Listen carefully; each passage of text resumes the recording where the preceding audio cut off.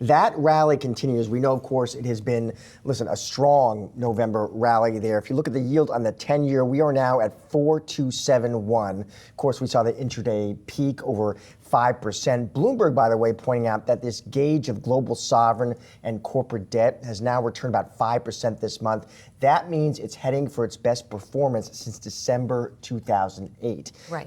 Investors, we know, of course, speculating the Fed is done here. They're on hold. We did hear from some more of our policymakers, our central bankers today. They were talking more about where they think inflation is heading. Some different opinions there. Atlanta Fed President Raphael Bostic said he's getting, it seems like, more confident that inflation is firmly on the downward path, moving in the right direction.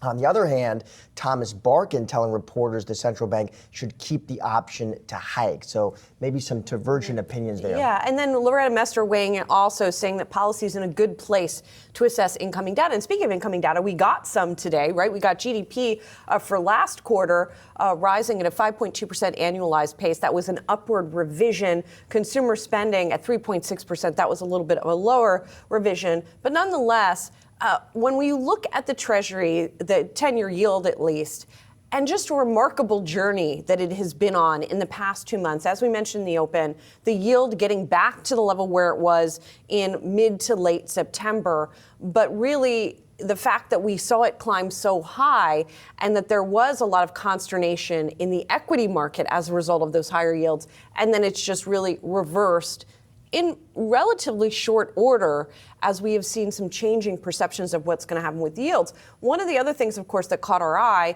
is Bill Ackman in an interview with David Rubenstein saying that he expects the Federal Reserve to have to cut early next year, which is earlier than the market certainly is pricing in, because he thinks economic fundamentals are going to deteriorate. That's been a wrong call all year from people who thought that way.